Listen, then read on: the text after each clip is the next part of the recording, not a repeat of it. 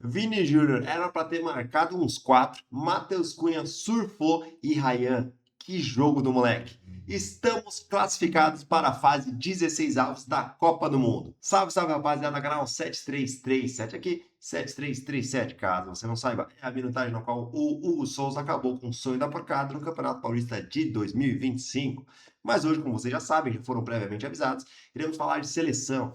Eu não comentei sobre o jogo contra o Haiti, que não deu tempo, tinha outras coisas para fazer, não dava, enfim, não deu.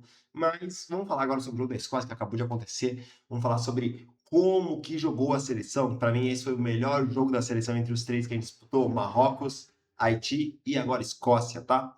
Porque foi um primeiro tempo no qual o Marrocos, perdão, ó, no qual a Escócia não ofereceu nenhum alerta, né, nenhuma ameaça contra o Brasil, e de quebra a gente ainda conseguiu marcar, né? Se eu não me engano, a gente já fechou o primeiro tempo com 3-0, né? Não sei acho que no segundo tempo nem teve gol. Minto, teve gol sim. No segundo tempo, o Matheus Cunha fez o gol, verdade. Ele fechou o primeiro tempo com 2-0. Aí no segundo tempo, o Matheus Cunha marcou. Beleza. Então, no primeiro tempo, que jogo fez o Brasil como um todo, né? Meio campo ligado, por mais que não foi aquela pressão que eu tinha comentado antes, não foi aquela pressão tão forte assim para cima da Escócia, ainda assim. Jogamos muito, pressionamos bastante, foi bem efetivo, porque a Escócia não ameaçou, como eu disse, então não tinha uma troca de passe rápido. A referência deles, que era o McTominay, no primeiro tempo ficou muito sumido, né? Apareceu em poucas oportunidades, apareceu mais lá no segundo. McGinn também, o lateral Robertson acabou sentindo. Esses são as três estrelas do time, né, por assim dizer. Então eles acabaram não sendo bem utilizados. Com isso, o Brasil conseguiu abrir o primeiro com o Vini, uma moscada do zagueiro da Escócia, no qual o Ryan recuperou a bola e o Vini, na maior calma do mundo, consegue passar pelo goleiro, marcar um golaço. Aí a gente teve o segundo gol, do Vini, que foi anulado, que não deveria ter sido anulado, gente, porque, pelo amor de Deus, aquilo não é falta, porque tiveram outros lances no próprio jogo que eram mais cabíveis, passíveis de serem marcadas, considerado como falta, né? E não foi marcado, né? Mas esse lance do gol foi falta, mas não foi, né? Então já deveria ter sido 2-0 ali. Aí no segundo, o Vini consegue marcar de novo numa outra pressão do Brasil, que nesses momentos bem específicos conseguiu pressionar bem. Então foi uma marcação bem cirúrgica, né, contra a Escócia.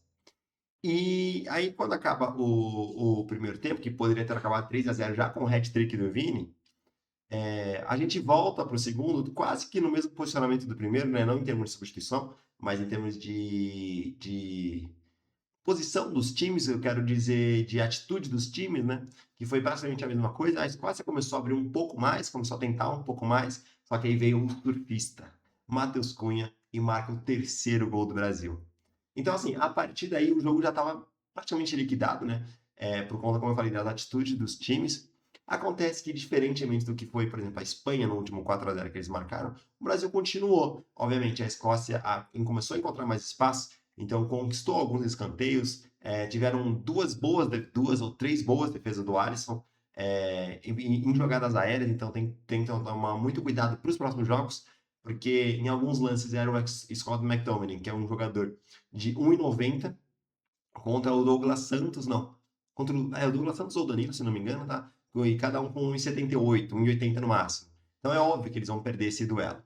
Então tem que tomar cuidado no posicionamento dos zagueiros, principalmente nessa jogada aérea, porque na defesa a gente tem que ser bem forte nisso, né? E no ataque a gente não é tanto, porque o nosso única referência aérea é o Igor Thiago, e nesses jogos, tirando contra o Marrocos, a gente percebeu que não dá para utilizar ele tanto. O Matheus Cunha não é esse jogador de ficar pulando e conseguindo vencer duelos aéreos, né? Então é um ponto de atenção para os próximos, porque na fase 16 avos agora, a gente pode pegar Holanda, estou isso gravando hoje, né? Holanda, Japão ou Suécia. A gente espera que a Suécia fique em segundo, obviamente. Tecnicamente é o time mais fácil, né? Ainda assim é perigoso, né? Tem Gyökeres, tem o Isaac também, então é um time bem, bem ajeitado também. Então, mas Japão e Holanda são adversários bem mais complicados. Japão a gente lembra do amistoso e Holanda a gente lembra de todo o repertório, né? Até por causa da seleção, o que a seleção é. Mas voltando para o jogo, tivemos a entrada de algumas peças, mas antes disso eu tenho que falar de dois jogadores, né? Primeiro, eu não vou citar Vini e Matheus Cunha, porque são casos bem concretos já, né? Eles já estão bem lapidados. Mas eu tenho que falar de Ryan, como jogou bem Ryan hoje. Não teve gol, mas teve um lance, cara. Que, nossa, se ele marca esse gol, que ele recebe uma bola, não é igual aquele lance, vocês lembram daquele lance do Neymar no Barcelona, que ele recebe a bola e dá um chapéu próximo da meia-lua e ainda consegue bater? Foi quase isso, mas quando ele tentou bater, semelhante, ele não tirou tanto do goleiro, o goleiro consegue dar um raspão na bola e a bola sai. Mas que golaço seria? Só que tirando isso, tirando esse gol, que infelizmente foi perdido, né? Mas como jogou o Ryan? Como esse bicho jogou, cara? Ele recuperou a bola, roubou a bola para o primeiro gol. Ele voltou para marcar, que era uma coisa que acredito que o Luiz Henrique não faria isso. Não faz muito sentido a entrada do Ryan no lugar do Rafinha, que já só nesse jogo já jogou mais que o Rafinha na Copa anterior inteira. E outro jogador que a gente tem que destacar, que vem lá do Zenit, que sempre tem essa discussão para ver se os jogadores do Zenit são capazes, brasileiros são capazes de atuar na seleção, e como o Douglas Santos foi capaz hoje, tá? Porque o que esse cara jogou hoje é absurdo. O cara trouxe muita segurança. Obviamente, ele não é tão ofensivo assim, contudo, porém, entretanto, se apresentou muito bem. Não comprometeu em nada. Tiveram vários lances que eles conseguiu se recuperar. É, e foi um absurdo. Absurdo que jogou, tá? E uma menção honrosa que eu não pude falar no jogo contra o Haiti, tá? Porque eu não fiz esse vídeo. Mas eu nunca serei hipócrita de dizer que o cara jogou mal. É aquela coisa que eu falei pra vocês. Já está convocado, não fica reclamando disso. Já sarou a ferida. Mas vamos falar como o Paquetá jogou bem. Como o Paquetá jogou confiante hoje. Porque, se não me engano, ele já deu assistência contra o Haiti. Não sei se hoje ele deu assistência, mas isso independente, não me recordo. Mas isso independente, como jogou bem. Como jogou bem o Paquetá. Tava muito confiante, tentando passe de calcanhar, dando passes muito, tipo, lançamentos bem ousados também, que era o que a gente precisava, porque o que a gente não suportava mais era uma seleção que recebia e tocava para trás, ou tocava passe lateral. Então, como foi bem o Paquetá? Como foi bem? É isso que a gente precisa. Bruno Guimarães também, Casemiro, como eu falei, foi o melhor jogo da seleção. E no segundo tempo, tivemos algumas entradas muito interessantes, né? Vamos citar todas, né? Mas Alexandre entrou para também dar um descanso para o Douglas Santos. Fabinho entrou para dar um descanso para Casemiro. Henrique entrou para dar um descanso para o Ryan também, porque o Vini não saiu, o Vini ficou até o final do jogo. Matheus Cunha saiu. Não, Matheus Cunha saiu também. E o Paquetá também saiu. Para a entrada de Martinelli e dele. Neymar Júnior voltou a jogar pela seleção após quase 1.000 dias, né? 1.000 dias, cara. Muito tempo, muito tempo. Eu nem sei traduzir isso em anos, tá? Mas muito tempo sem jogar. E é aquela coisa que a gente sempre fala, como eu disse anteriormente, como que Neymar vai jogar. Eu gostei dessa entrada dele como falso 9 no lugar do Cunha. A gente sabe que pelo físico do Neymar, ele não tem mais pique de receber uma bola na ponta. Ele não é mais ponta, ele não é um ponta direita, ele não é ponta esquerda, ele não é mais nada disso. Ele tem que ficar no meio circulando e flutuando ali. E qual que é o bom disso? É que os pontas respiram um pouco mais pelo chamariz que é o Neymar, tá? É óbvio que em termos de posicionamento ele está fazendo quase praticamente a mesma coisa que o Matheus Cunha, mas é diferente você marcar o Matheus Cunha e marcar o Neymar, né? Não tirando onda, mas, né? É assim.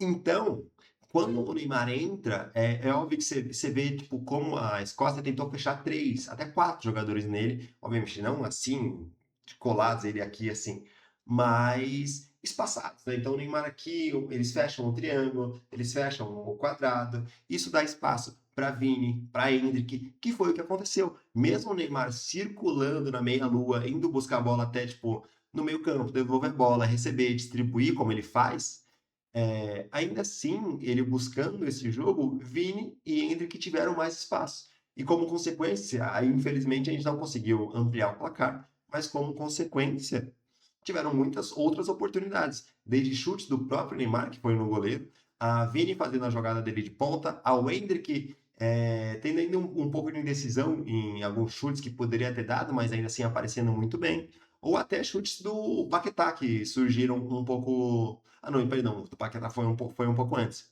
Mas o que eu quero dizer com tudo isso? que não sabemos, obviamente, isso vai ser dúvida, a gente vai descobrir só na segunda-feira, se Neymar vem para titular contra Japão, Escócia, Japão, Suécia ou Holanda. Não sabemos disso. Contudo, porém, entretanto, sabemos que temos uma boa opção. Afinal, você nunca vai poder descartar o cara, ok? É o cara.